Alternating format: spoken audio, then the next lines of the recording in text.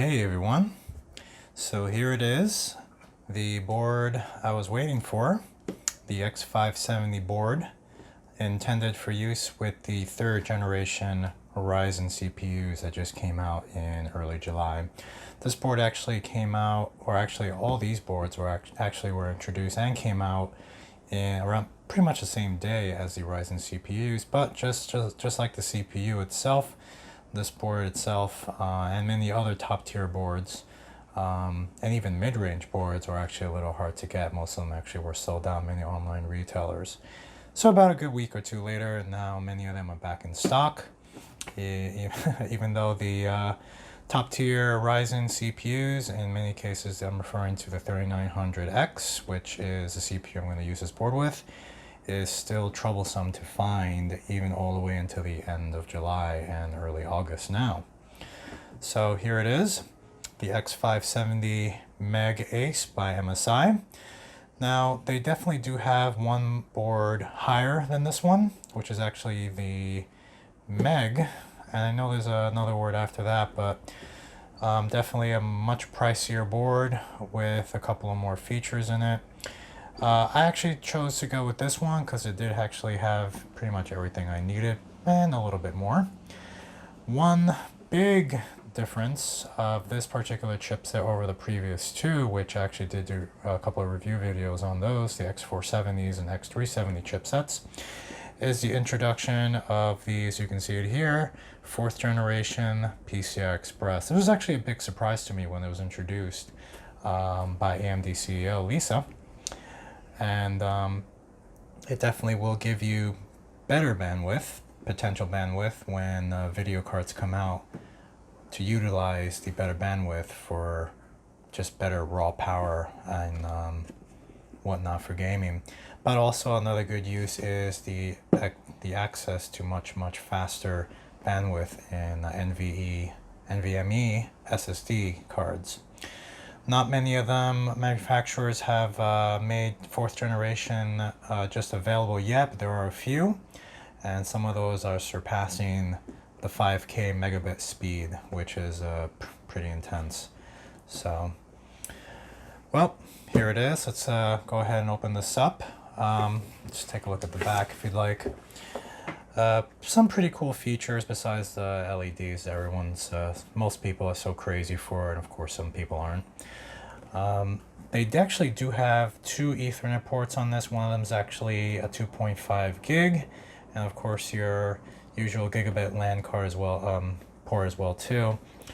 A lot of slots here. There's even a little fan here that many X570 chipset boards have now, and of course your 4 DIMM slots, CPU socket, and this particular board has 3 slots here for the video cards. The one tier above here by MSI has 4.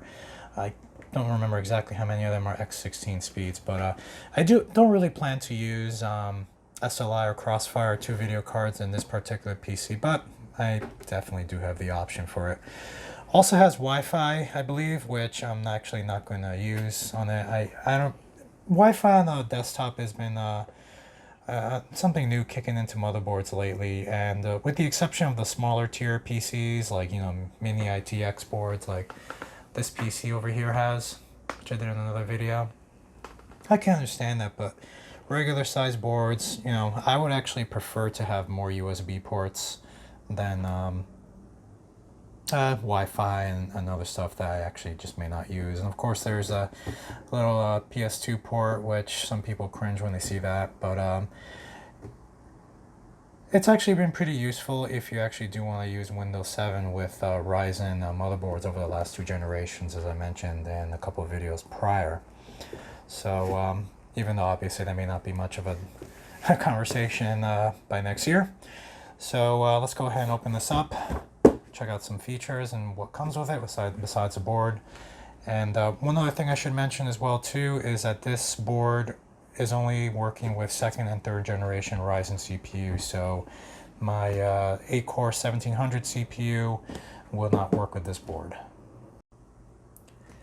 So here we go. Just going to open this up. And first thing you see here is actually the board itself on this little cardboard tray. Just gonna give you a little glance here. Pretty interesting, this mirror looking thing here. It's actually supposed to be an LED that you can actually, I believe, put a couple of different patterns on. I don't know, I guess I'll have to really mess with that particular little feature. And CD, some other thank you notes, and these little stickers to label SATA cables and whatnot. Quick guide. Some contests over here. No, nothing particular I can't show you guys. Hey, those little toys are actually look cute. I always wanted one of those little MSI dragons. And of course, the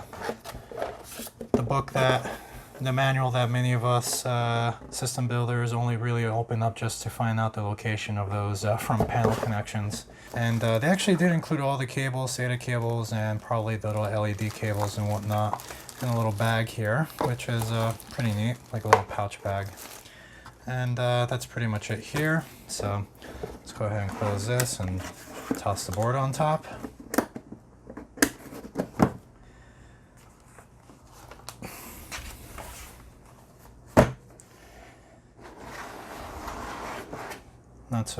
Not such a great view with the static bag on top. It's static bag in the way. So let's go ahead and change that. Try to readjust this here a little bit.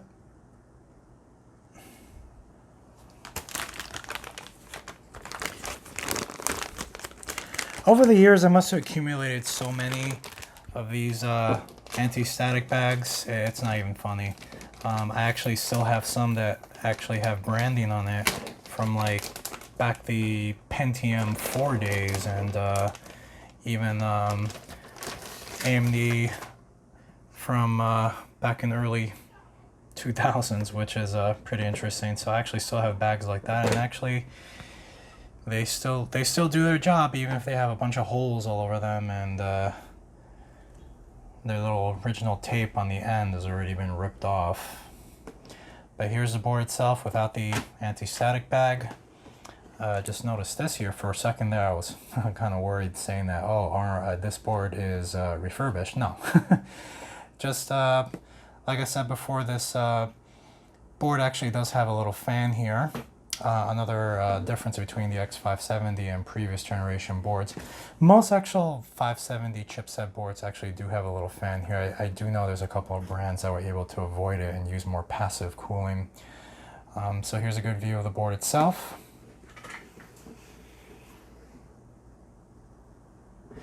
And under here are the SSD slots, the M2 slots. Seems like there's going to be 3 here.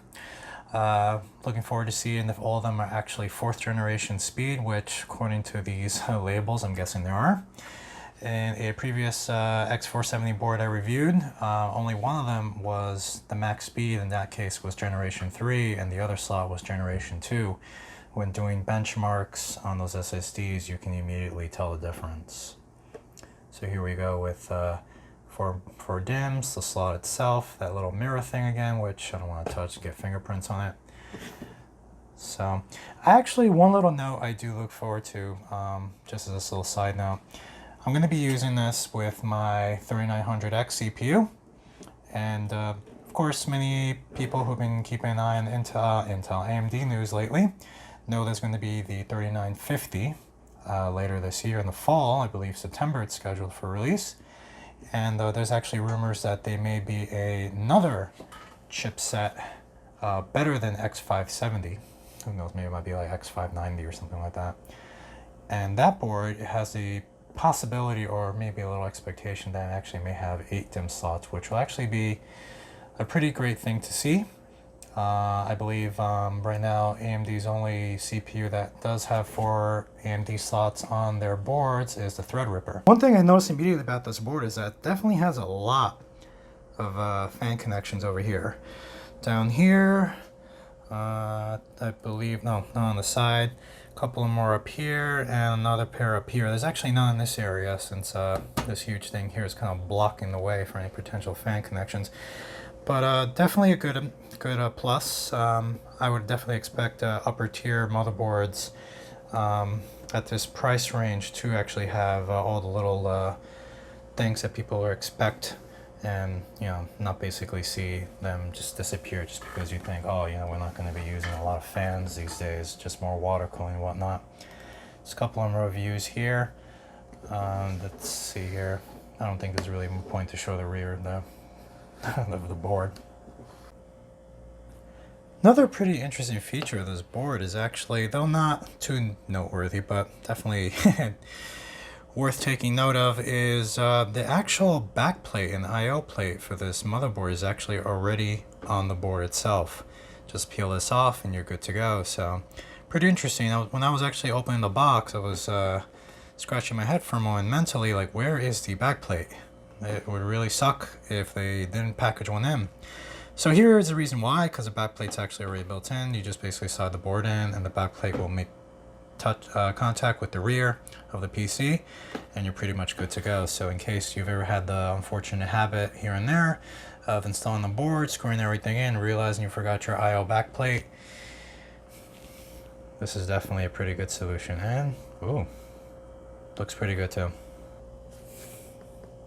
The X470 board actually did have these two connections as well too, even though I actually only use one. I'll probably be using these two, both of them, since this actually is a 105 watt TDP CPU, while the CPU I was using in the X470 board was only 65. I don't really think it's too necessary. I guess I'll look into it a little more. It's really more if you're actually going to be overclocking, so it's might actually be a little overkill to actually have those connected. So I'm going to go ahead and pop the CPU, and I will actually not be using the cooler that originally did come with my Ryzen 3900X. I'm going to be using a Be Quiet cooler. So I'm going to just be keeping that cooler on the side for the time being. And basically the same cooler I had on this particular PC prior. So obviously it does have the brackets for AM4, so that won't be a problem. Just another quick scan.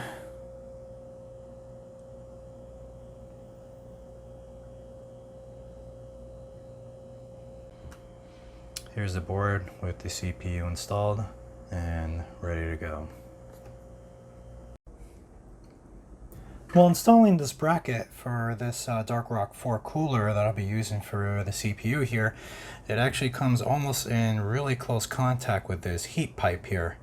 This particular bracket sitting on top of the washers over there, spacers, sorry. And wow, a little bit more, you start to actually draw some heat from this heat pipe into the CPU heatsink. It doesn't make any contact though, so that's a good news, but pretty darn close. Here's the case I'm going to be using for the motherboard, and this case actually has been in a couple of videos prior, and one thing that some people noticed, including myself, when looking back on it, the interiors of this case was just really dusty. And this case is actually from Cooler Master. I did go ahead and give it a full cleanup, same way as I usually wash other pieces of hardware. Obviously there is no hardware inside, and I was really careful with the front panel, so don't worry about that. But I did give it a good nice clean. All the fans are nice and clean as well too. Looks pretty much brand new. Cleaned the grill in the front. I also did add a couple of fan filters, one here and one here. One thing I wanted to do as well too, but I'm gonna have to get my hands on a couple of more fans or some washers to just nuts to actually hold the fan filters down, because this whole area, even when it's with its cover, which I can show to you in just a moment, it's still pretty accessible to dust. I mean, and of course this area here too. So while this case is actually really nice and I have enjoyed it, using it for a couple of years now, I would say at least 3 to 4 years since I got my hands on it, it does have its little downfalls. And if I've actually known about this exposed area here, it probably wouldn't have gotten my hands on this case, but regardless, it's still a wonderful case. A lot of fans, definitely good use here for a radiator and water cooling, but just that little drawback. I'll go ahead and show you that piece of hardware in just a moment. I'm actually looking around the floor. I'm like, where did I put it? And actually, here we are. This is what it actually really looks like. So, looks pretty nice. There's actually a nice dust grill here. But you'll see this area is pretty much exposed with no filter here. So this computer does get really dusty pretty quick, and hoping some filters will just put an end to that. So in the meantime, this is the case I'll be using, and let's go ahead and toss that board in. So over here I got the CPU heatsink installed, CPU obviously installed, had some memory chips installed here as well too. I'm using 4 chips, the same 4 chips I was using before in the Intel board, which were actually used in quad channel. So I'm going to be using the same 4 chips now just to keep the 32 gig memory amount. I'm definitely going to be planning to upgrade this to a dual channel, just regular 2 chips, 1616 and up to 32, much faster frequency on those chips, just obviously because this why the heck not, this CPU can definitely take faster memory. I was just about to install the M2 slot, and I'm actually going to take all these little stickies off, don't worry, because I know everyone's looking at it. I'm like wondering, shh. Well, I actually was under the impression that you had to actually remove this whole piece here just to actually get access to the slot, and there's the slot right there to put my little M2 Samsung 970 drive. But it turns out it's almost like basically it makes contact with the main piece but actually just comes off on its own. And again, very similar to the X470 Gaming Carbon Pro, this piece here basically acts like a heatsink to your NVMe SSD drive. So I mean, some people have opinions that this actually really does not help. Obviously, it seems like it actually would. My drive actually hasn't been throttling back, so I don't believe I'm actually going to put that piece on. I'm only going to be using the little screw just to attach it down. So just a little FYI. Obviously, this and this are the same deal. This one seems to be the longer slot. I believe all 4 of them are 4th generation PCIe. So I'm actually just going to put my drive in and actually not put this bracket on top. I'm just going to put it in its box and leave it aside for the time being. Just my personal little touch right there, but just a little FYI. You actually have little heat sinks here. Actually even feel that some of these move a little bit. Putting the board inside the case, you can just really admire everything. Yes, I do plan to take those stickies off. I did put the M2 SSD in the bottom slot. So here we go. Just gonna put all the screws in and get a video card in here. Hook up my drives up here. Power supply down here. And we'll be getting ready for a really good first time boot. So here we are. Board, video card, all drives installed, memory, CPU, everything looking good. And I actually have not booted this up yet. I did plug it in just to see if I would actually get some sort of life, and there it is, obviously. This board actually does have a little onboard power switch, as opposed to taking a flathead screwdriver and making contact between 2 little cables where the front panel connectors go. A couple of more details I just wanted to mention about the board over here. There's actually one big detail. There's actually only 4 SATA ports on this motherboard. I know it sounds pretty crazy. The X470 board I reviewed in another video actually had 8, and most motherboards actually have 6, unless it's like a micro or mini ATX board. So this is actually a pretty interesting detail to mention out. I guess the big reason is because most people are now going to the new SSD drives. The M2s, you can actually see my 970 Pro there, the M2 drives, NVMe's, and many people are now just walking away from actual SATA drives. However, that doesn't mean to say that we don't have some mechanical drive that's got 8 terabytes or higher to store data, or possibly some people still use a regular SATA drive. So that's still 2 ports there. Most people don't use optical drives here, much less 2 optical drives. So that's another 2 SATA ports. Currently, I'm actually only using 3 SATA ports here, and my main drive is right over there as well too. So it's definitely still enough room for another SATA port. It's definitely one thing I'd want to mention is the only the 4 SATA ports. There's also the little error indicator over here as well too. This actually goes back to a long time ago. It actually does shoot out codes, error motherboard boot up codes and whatnot. If there's a failure somewhere, it can actually kind of tell you what's going on. So that's actually a big plus. I know the newer boards are now actually having LED displays with actual letters that you can actually understand, as opposed to D that looks like an 8. Just a little example there. Here we go with the first boot up. Knock the camera right there. Tempted to print that, but let's just turn it on the old-fashioned way. Wow, that fan is loud. This little fan over one of the chipset bar, I can actually feel wind there. I'm hoping they'll slow down. Oh, there we go. So yes, seems like things are working okay. I'm gonna go ahead and shut this computer off. And error code, it's going through its little BIOS error code checkup right there. And the fan definitely, just in FYI, the fan definitely does lower its speed once it's actually posted. Definitely something to consider if you're looking at this board. Most X570 boards do have these fans here. And I do know there's 1 or 2 manufacturers out there that may have done more on the passive scale. So a factor definitely to look into, especially if your case is very silent.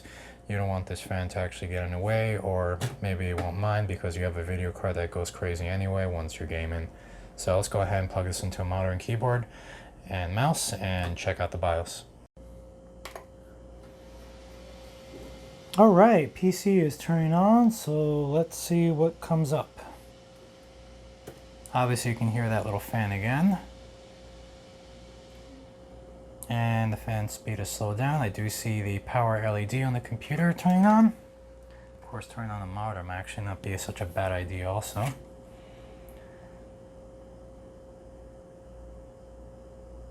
And we go ahead here. It looks like everything's good to go. It did pick up the 3900X, 32 gigs of RAM, and obviously because there's a CPU change, whatnot, obviously some settings need to be changed over here, so let's just go into F1. And here we have our MSI BIOS. Let's go ahead and scroll in here. BIOS state build from late May, the CPU. Other details, the current speed, DDR speed, which I'll be increasing shortly. CPU temp is pretty low. So I went ahead and made a couple of little board changes and setting changes and whatnot, and just looked around just to make sure I know what I'm talking about when I actually do explain it to you. One little note I do want to make is that I actually did swap out the memory. I did notice the 4 memory chips that I originally put in were actually not allowing this computer to post correctly to the BIOS, so I decided to just go ahead and swap it out with some G-Skill memory running at a faster speed, as you can see here.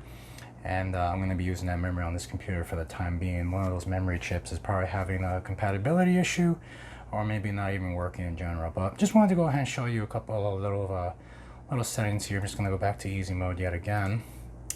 And very basic information you can see here, just some information here about your CPU.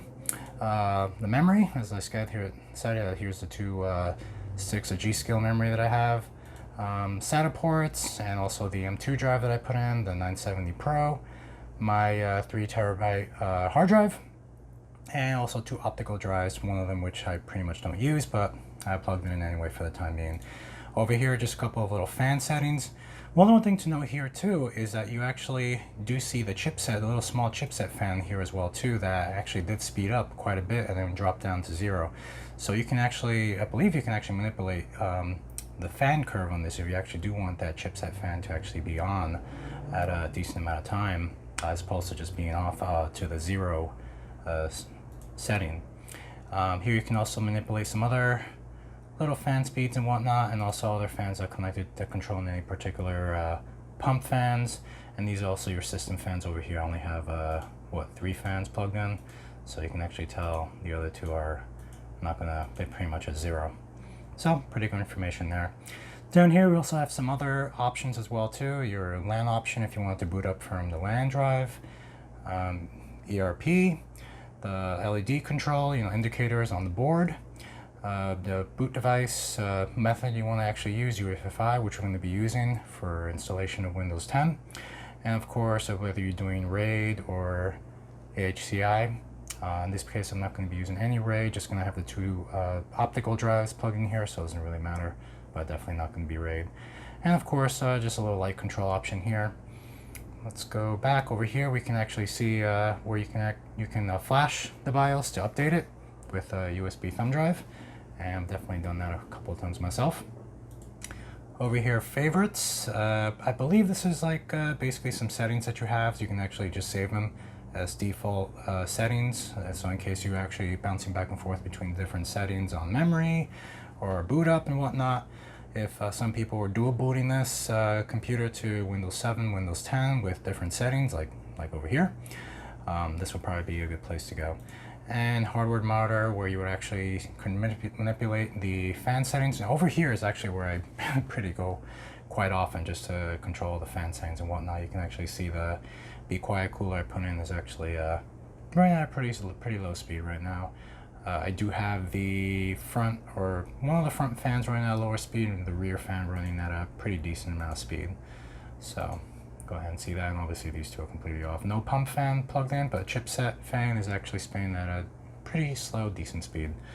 Probably because the temperature on this board's probably gone up a bit. So that's it for now over here. If we go to my favorite setting, one more thing I forgot to mention. This little dial here is actually so you can overclock the board just basically on these little predetermined settings. But this dial is actually on the board itself, and I'll definitely put a picture of it right there. So pretty useful, but you can actually control it through the motherboard as well too. Just give it a click and you'll be able to actually control it through the BIOS as opposed to controlling it right on the board. Hardware or software control. So just a little something to keep note of. In advance, obviously each setting has much more broader options. You actually can see you can manipulate some other settings here, such as disabling onboard stuff. If you actually do have, let's say, an audio card, sound card of your own, you have the option to disable the audio controller. I actually will not be using Wi-Fi on this computer, as I mentioned earlier, and so I went ahead and disabled that as well too. So a couple of other options over here too as well. And we'll go ahead and exit out of here. Of course, data mode, same thing as the other option, RAID mode and whatnot, if you decide to use RAID on this as well. A couple of other options as well too, over here. And secure erase as well too, if you actually wanted to wipe out one of your drives, including an SSD. So it's kind of interesting to see that. And a couple of LED options that we saw before, warnings for temperature, and of course the one setting and some other settings here, boot devices and whatnot, if you actually want to control which device is going to be booted as first, which is actually really important. And some security options here. If your case actually does have the little wire connecting for case intrusion, you can definitely set that up. System status, well, you can probably take a wild guess what's over here. And of course, here's the option that a lot of people would really like to see, involving the overclocking options. Definitely much more expanded over here. Unlike the other option, easy mode, here we have options for changing DRAM memory, CPU ratio. Pretty interesting stuff. A couple of options with the CPU. I did actually go in here myself and disable core performance boost. I believe this is the option that's actually going to give each CPU a boost, the frequency speed at least. I actually I'm not going to be interested in overclocking this computer, or don't want it to run too crazy at this time, just because I'm just starting out with it. So I actually turned it off, so the max speed hopefully will be 3.8 gigahertz as opposed to jumping at the pump speed that's been advertised of over 4 gigahertz, which I don't need for it to do at this point in time. Some other options in here as well too, and you definitely see a couple of more memory preset options. Frequency, obviously I chose the G-Skill is running at 3000, so I set that up. There's more options in here as well too, and of course some other options down here. Some big definitely give you all the specs for the CPU, the memory, and also some additional CPU features and whatnot. Obviously, if someone's going to overclock, they might disable, for example, cooling quiet. As I said, I'm not overclocking right now, so I'm just going to leave that on. Here we have the option for M-Flash, basically to flash your BIOS to a newer version. If you just click here, it's going to actually tell you that, oh, it's going to reboot and go into the mode. Make sure you have your USB thumb drive with your new BIOS file in there. I actually do have to update this BIOS because there is a newer version than this one from May 30th. Over here, some overclocking profiles, or if you do some settings, you can actually have them saved. And depending which one you like, if you want a lower overclock or really high overclock that might be possibly unstable, so you can actually save them and test them out. You know, if you decide to, you know, test out other cooling options with the same overclocking settings. And one of my favorite sections here in the motherboard, once again, basically manipulate all your fan speeds. Wow, CPU fan speed here dropped quite a bit. So. And over here, this is actually a pretty cool option that a couple of MSI boards have had over the years. You can actually see each piece of hardware plugged into even USB ports. You see my mouse, my keyboard, my little mic, and of course, even if it tells you if speakers are actually connected to any of these ports here. Obviously CPU, I have a video card here. Over here it's telling me that I got the SSD, the fan, well, okay, that's a given. And over here, just if you had anything else plugged in here, obviously nothing's plugged in, and of course the memory chip. So this is kind of interesting if you were just curious. I occasionally use it to actually determine which system fan is what. So for example, system fan 4, system fan 5, these are my front fans, and over here is my rear fan. So just in case you actually want to manipulate this correctly and get the speeds correctly. So you can actually see the chipset fan is still on. So that's a pretty good rundown of the motherboard. Obviously a couple of different language options over here. So definitely keep that in mind as well too. And of course the dial is still here. And because I swapped out the memory, now we have this option over here too to actually activate the XMP option. And here we are, Windows 10. Go ahead and open Task Manager, and you can just go ahead and see I've expanded so you can actually see all the cores and threads on this machine. So so far so good. I did go ahead and try those 4 original memory chips that I started up with on this board, and again, even just going through the Windows 10 installation, same problem. I was actually dealing with blue screens of death even during installation, which is already a bad sign. And I went ahead and just swapped it right back with the G-Skill, and everything has been flawless since. So even though your DDR4 chips may have worked with another processor, in that case Intel, it may just be having a couple of little issues with another particular processor of its class. And what's funny is that 2 of those, I did pull 2 sticks out, and those 2 sticks that I left in there that add up to 16 gigs was actually working pretty well and booting up normally. But once I put those other 2 sticks back, same brand, same model, everything, poof, I start running into BSOD. So either one of those sticks is going bad, or maybe it's just a compatibility issue, which is okay because I think those chips got some sort of 10-year warranty. So even if they're old, I'm pretty sure I can renew them, or RMA them. Alright, so here's the board inside the case. Computer's on, doing its job. As promised, I did remove that little label over the chipset fan. As I promised, I know that was probably going to drive some people nuts seeing it. But it's off, and everything's working just fine. The memory chips here with the little LEDs doing their thing.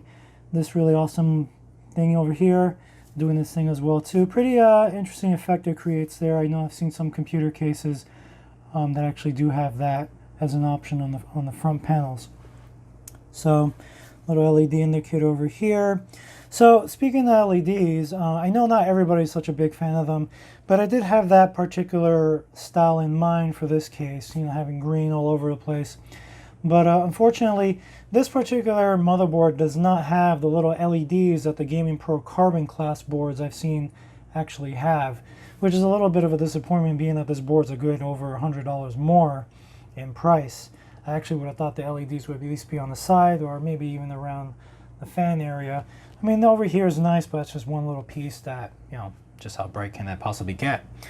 So unfortunately, I probably would have definitely gone with a different class of board if I've known that. But this board definitely does have its wonderful options, overclocking options and whatnot. So I'll definitely be putting those to the test eventually at some point. And maybe I'll make a little video about it. But so far, so good. You can definitely hear the chipset board. Actually, chipset fan actually on just a little bit, just like it was before, not going crazy. So I know some people are wondering, does this board work with Windows 7? Well, I'm definitely going to be giving it a shot. Unfortunately, as I mentioned, there are no chipset drivers, either AMD's or MSI's website for Windows 7. But I do have a couple of tricks up my sleeve, and I may actually give it a shot. So we'll see if we can actually get this board to work pretty well without any goofiness on Windows 7. Just as an experiment, obviously, one of our favorite operating systems is going to be going out of support, end of support this coming year, which is a bummer, but so it is. Anyway, I really hope you did enjoy this video, found it informative. Shoot a like, subscribe. I'll definitely be shooting up some more videos, even related to this board and the wonderful 3rd generation Ryzen CPUs. Any particular requests and whatnot or questions, by all means, go ahead and shoot them right away. I'll be more than happy to address any issues that people have or any particular questions and queries. Definitely a wonderful board. I really wish it wasn't sold out everywhere, but try getting your hands on the top tier CPU if you want to talk about being sold out. Anyway, thanks for watching. Enjoy. Take care.